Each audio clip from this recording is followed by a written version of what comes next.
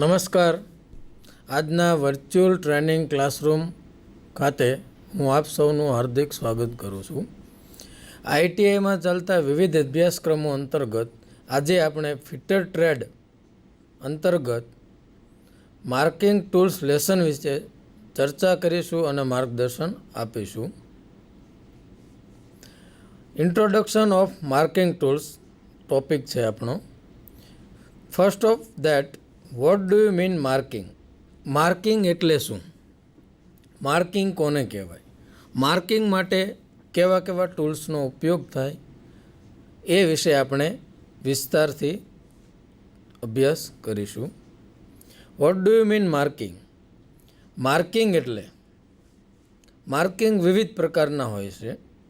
એમાં આપણે એન્જિનિયરિંગ ક્ષેત્રે પર્ટિક્યુલર મેટલ, વુડ, લેધર જેવા મટીરિયલ પર માર્કિંગ કેવી રીતે અને કયા સાધનો દ્વારા કરીએ છીએ તેનો વિસ્તારથી અભ્યાસ કરીશું. માર્કિંગ એટલે શું? માર્કિંગ એટલે દાગીના પર જોઈતી સાઇઝ મેળવવા માટે કરવામાં આવતી લાઇન અથવા પોઈન્ટના ચિહ્નને માર્કિંગ કહેવાય છે. To mark linear or angular line or point to get the desire size. આ માર્કિંગની ડેફિનેશન થઈ.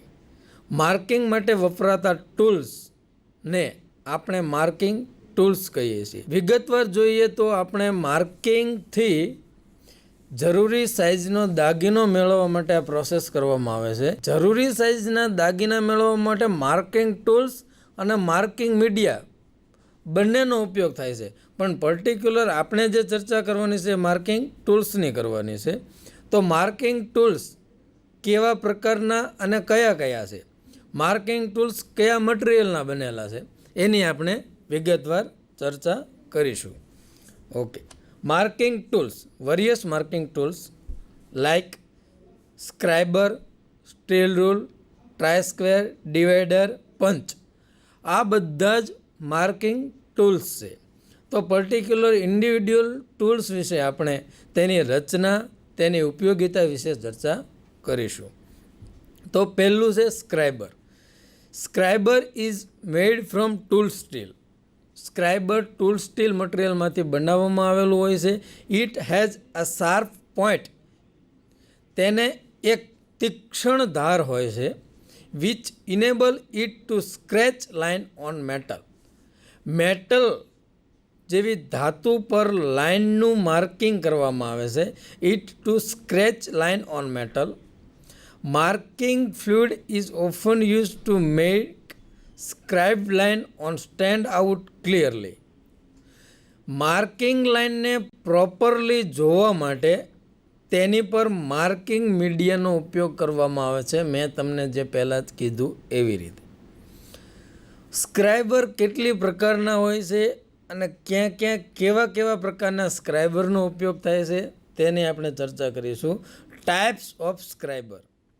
સ્ક્રાઇબરના પ્રકાર: single ended scriber, double ended scriber અને ઓફસેટ ટાઈપ સ્ક્રાઇબરની આપણે ચર્ચા કરીશું.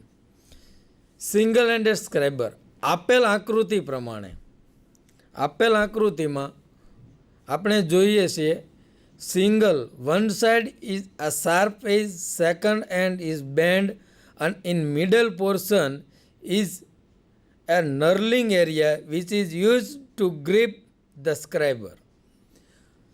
સ્ક્રાઇબરનો એક એન્ડ છે એ શાર્પ એજ ધરાવે છે. જે શાર્પ એજનો ઉપયોગ આપણે માર્કિંગ માટે કરીએ છીએ. વચ્ચેનો જે ગ્રીપિંગ નર્લિંગ એરિયા છે એ નર્લિંગ એરિયાનો ઉપયોગ આપણે સ્ક્રાઇબરને પકડવા માટે, જેથી કરીને સ્ક્રાઇબરને આપણે પ્રોપરલી ગ્રીપથી પકડી શકીએ, એટલે નર્લિંગ કરેલો એરિયા હોય છે. તો પર્ટિક્યુલર શાર્પ એજ એરિયા છે એ માર્કિંગ માટે, વચ્ચેનો ગ્રીપ એરિયા નર્લિંગ એરિયા છે એ ગ્રીપિંગ માટે છે. તો સ્ક્રાઇબરનો ઉપયોગ આપણે મેટલ જોબ પર લાઇન સ્ક્રેચ કરવા માટે ઉપયોગ કરી શકીએ છીએ. Single ended scriber, double ended scriber. Double ended સ્ક્રાઇબરમાં બંને બાજુ શાર્પ એજ હોય છે. ફક્ત તફાવત સિંગલ એન્ડ ડબલ એન્ડેડમાં એટલો જ છે. જ્યારે ઓફસેટ સ્ક્રાઇબરમાં આપણે એની રચના થોડી અલગ ટાઈપ હોય છે. ઓફસેટ સ્ક્રાઇબર આપણે હાઇટ ગેજમાં લગાવીને ઉપયોગ કરી શકીએ છીએ. ઓફસેટ સ્ક્રાઇબર છે એ વુડન જોબ પર માર્કિંગ કરવા માટે આપણે કરી શકીએ છીએ. ઓફસેટ ટાઈપ સ્ક્રાઇબર જે છે એનો ઉપયોગ આપણે હાઇટ ગેજમાં લગાવી વિવિધ હાઇટ પર માર્કિંગ કરવા માટે આપણે તેનો ઉપયોગ કરી શકીએ છીએ. Okay. Then after steel rule. Steel rule is one kind of measuring and marking tools. Steel રૂલથી આપણે માપ લઈ શકીએ છીએ અને જરૂરી માપ પર પોઈન્ટ અને લાઇન સ્ક્રેચ બી કરી શકીએ છીએ.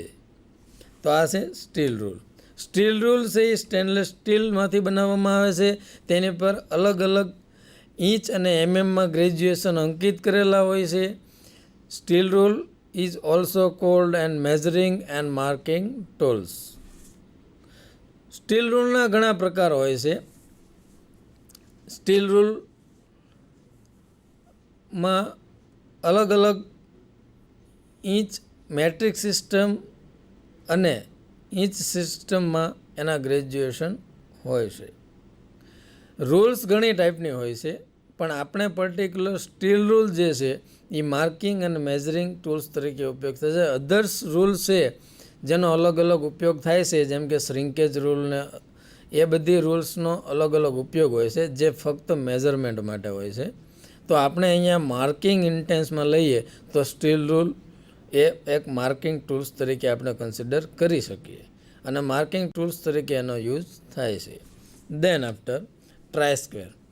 Try square are made from tool steel and they are particularly useful when we are to find out its surface are right angle to each other or not. જે try square છે એનો બી multipurpose tools તરીકે ઉપયોગ છે. Multipurpose means marking and measuring. Measuring in the sense of suppose V have two verified the right angle surface of the job, then we used the try square. તો try સ્ક્વેરનો આ સેન્સમાં ઉપયોગ થયો તો measurement tools તરીકે થયો, measuring tools તરીકે. હવે try સ્ક્વેરને કોઈ પણ ડેટમ લાઇનની જોબની ડેટમ લાઇનના રેફરન્સથી કોઈ પણ અધર સરફેસ પર જ્યારે આપણે માર્કિંગ કરવાનું હોય ત્યારે આપણે ટ્રાય સ્ક્વેરનો ઉપયોગ કરીએ છીએ. પર્ટિક્યુલર આપણે જોઈએ કોઈ પણ જોબમાં આપણે આ એક જોબ છે, જોબની આ લાઇનને આપણે ડેટમ લાઇન કહીએ. ઓકે. તો ડેટમ લાઇનના રેફરન્સથી બરાબર એની આ એજ જે છે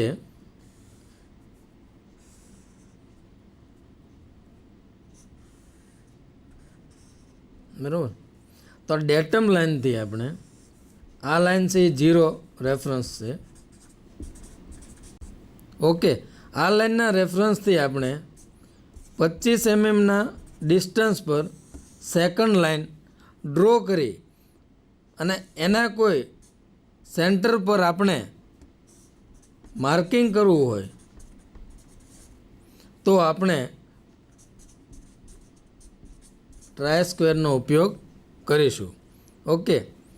that mean with reference to datum line we have to mark the required size line and the other reference surface, then we use try square.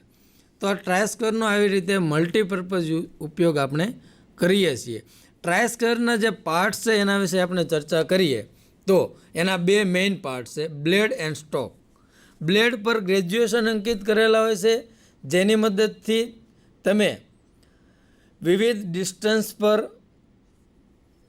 તમે જરૂરી માપ સાઇઝનો રેફરન્સથી તમે માર્કિંગ કરી શકો છો. સ્ટોક છે, સ્ટોકનો ઉપયોગ છે એ તમે 0 ડેટમ લાઇન છે ત્યાં તેનું રેસ્ટિંગ કરાવી અને બ્લેડના પર અંકિત કરેલા ગ્રેજ્યુએશનના આધારે તમે જોઈતી સાઇઝ એચીવ કરી શકો છો. એટલે આ 2 મેઇન પાર્ટ્સ બ્લેડ અને સ્ટોક એ ટ્રાય સ્ક્વેરના જે મેઇન 2 ભાગ છે. વચ્ચે એક રિલીફ ગ્રુવ આપેલો હોય છે. રિલીફ ગ્રુવનો પર્ટિક્યુલર પર્પઝ એવો હોય છે, during the measuring of the job when the burrs are available on the surface of the job, burrs જે છે સરફેસ પરની તેને દૂર કરી તે રિલીફ કોર્નર પર આવી જાય, રિલીફ ગ્રુપ પર આવી જાય છે. અને આ રીતે બર્સ જે છે એ મેજરમેન્ટમાં આપણને અવરોધરૂપ ન બને તેના માટે તે રિલીફ ગ્રુપ આપેલો હોય છે. બ્લેડ અને સ્ટોક એ બે મેઇન પાર્ટ છે ટ્રાય સ્ક્વેરના, અને બેયનો પર્પઝ જે મેં તમને કીધો એ રીતે સ્ટોક છે એ રેફરન્સ લાઇનને પર રેસ્ટિંગ કરવા માટે ડેટમ લાઇન પર, અને બ્લેડ છે એ જરૂરી સરફેસ પર ગ્રેજ્યુએશન અંકિત કરેલા હોય છે જેના મદદથી આપણે જરૂરી સાઇઝ પર તેનો રેફરન્સ લઈ અને માર્કિંગ કરી શકીએ છીએ. Then after divider marking tools છે. ડિવાઈડર છે એ બી ટૂલ સ્ટીલમાંથી બનાવેલું હોય છે. ડિવાઈડરના બે પ્રકારના હોય છે. ડિવાઈડરનું માપ, ડિવાઈડર એ માર્કિંગ ટૂલ્સ અને મેઝરિંગ હેલ્પર ટૂલ્સ તરીકેનો ઉપયોગ થાય છે. હવે ડિવાઈડર હેલ્પિંગ ટૂલ્સ તરીકે કઈ રીતે ઉપયોગ થાય છે એ જોઈએ આપણે. તો દાખલા તરીકે કોઈ પણ જોબ પર તમારે જ્યારે માપ ટ્રાન્સફર કરવું હોય ત્યારે ડિવાઈડરનો ઉપયોગ આપણે કરીશું. દાખલા તરીકે જે પર્ટિક્યુલર સ્કેલ છે, સ્કેલ પરથી તમારે જોબનું માપ જ્યારે જોબ પર ટ્રાન્સફર કરવું હોય, લાઇક આર્ક એન્ડ સર્કલ, આ ટાઈપનું તમારે જ્યારે માર્કિંગ કરવું હોય અથવા તો મેઝરમેન્ટને ટ્રાન્સફર કરવું હોય ત્યારે ડિવાઈડરનો ઉપયોગ થાય છે. ડિવાઈડર બે પ્રકારના હોય છે, ફર્મ જોઈન્ટ ડિવાઈડર અને સ્પ્રિંગ જોઈન્ટ ડિવાઈડર. ઓકે, તો ફર્મ જોઈન્ટ ડિવાઈડર છે એની રચનાનો ઉપયોગિતા અને સ્પ્રિંગ જોઈન્ટ ડિવાઈડર છે એની રચનાનો ઉપયોગિતા વિશે આપણે જોઈશું. માર્કિંગ ટૂલ્સમાં divider is use to mark arc and circle on the job. Firm joint divider છે એની રચના આ આકૃતિમાં બતાવ્યા પ્રમાણે ફર્મ જોઈન્ટ ડિવાઈડરમાં એક પર્ટિક્યુલર નટની મદદથી બે આર્મનું જોઈન્ટિંગ કરેલું હોય છે.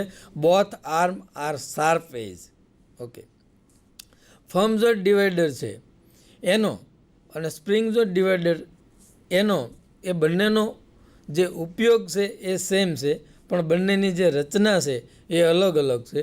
ફર્મ જોઈન્ટ ડિવાઈડર એ સાદું ડિવાઈડર છે જેને આપણે હાથથી બંને આમને આપણે નાનું મોટું જોબ સેટ કરવું જ પડે છે, હાથથી બંનેનું માપ સેટ કરવું પડે છે.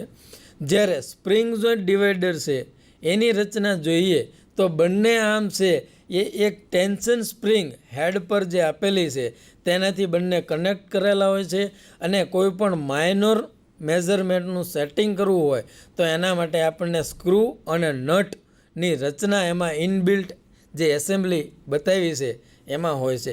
કોઈ પણ નાનું માપ એટલે કે માઇનોર મેઝરમેન્ટને આપણે જ્યારે રીસેટ અથવા તો સેટ કરવું હોય ત્યારે આ સ્ક્રૂ અને નટની મદદથી આપણે આ નાનું માપ સેટ કરી શકીએ છીએ. એટલે કે જ્યારે પ્રીસાઇઝ અથવા તો માઇનોર મેઝરમેન્ટને આપણે પોઈન્ટમાં મેઝરમેન્ટ લેવું હોય અને માઇનોર સેટિંગ કરવું હોય, પ્રીસાઇઝ સેટિંગ, ત્યારે આ સ્પ્રિંગ જોઈન્ટ ડિવાઈડર યુઝ કરી શકીએ છીએ. બંને ડિવાઈડરનો ઉપયોગ આપણે ચાપ અથવા તો સર્કલ જેવા માપો જોબ પર કરવા માટે આપણે યુઝ કરીએ છીએ.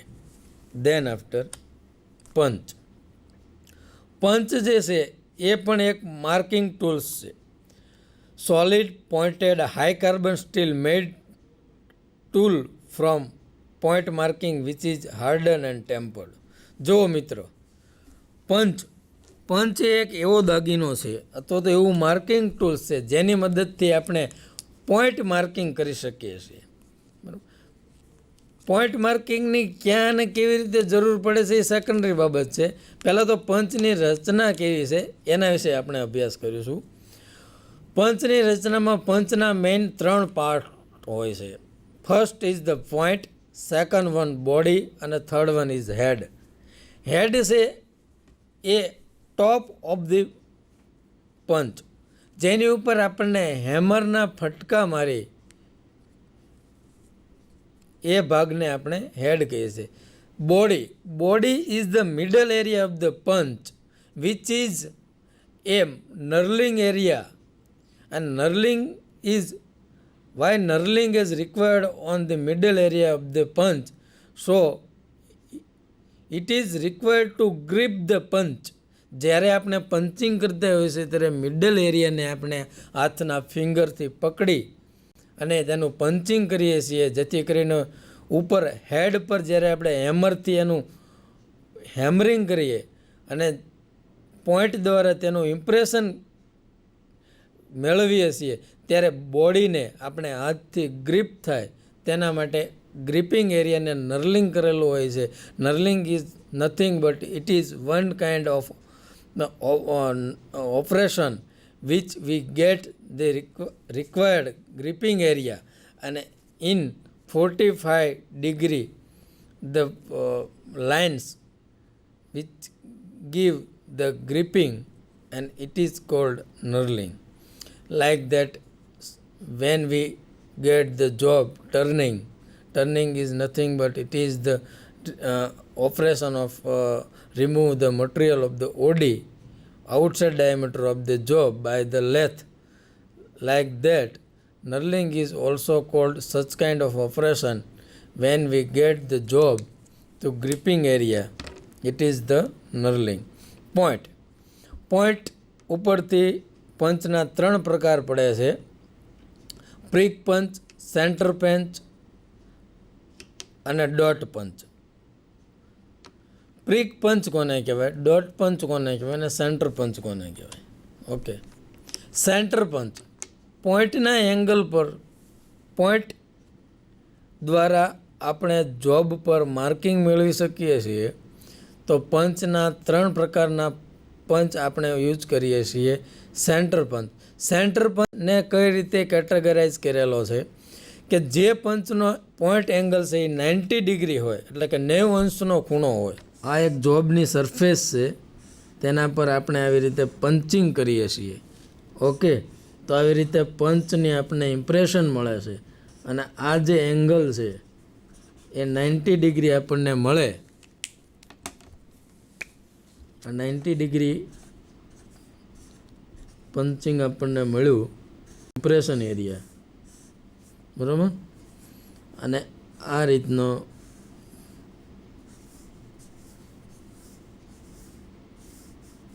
પંચ પોઈન્ટ છે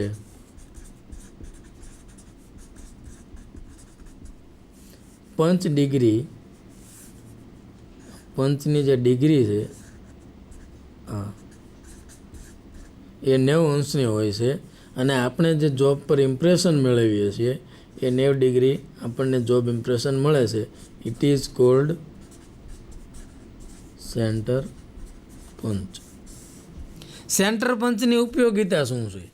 સેન્ટર પંચની જગ્યાએ તમે 30 ડિગ્રીની પંચિંગ કરો તો શું થાય? તો જોવાનું એ છે કે 90 ડિગ્રી સેન્ટર પંચની મદદથી આપણે 90 ડિગ્રીની પંચિંગ ઇમ્પ્રેશન મેળવીએ છીએ. તો આની જરૂરિયાત ક્યાં છે? દાખલા તરીકે એની જરૂરિયાત આપણે વેલ્ડિંગ જેવી ડ્રિલિંગ જેવી પ્રોસેસ જ્યારે કરવાની હોય જોબ પર, અને ડ્રિલ ટૂલ એ રિવોલ્વ થતું હોય અને જોબ પર જ્યારે તેનું ઓપરેશન સ્ટાર્ટ થાય ત્યારે ટૂલ્સનો જે પોઈન્ટ છે, દાખલા તરીકે આપણે જોઈએ આ રીતે ડ્રિલનો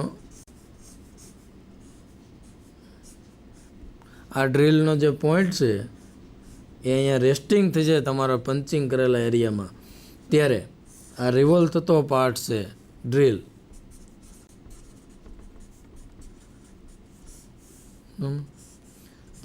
રિવોલ્વિંગ કન્ડિશનમાં હશે,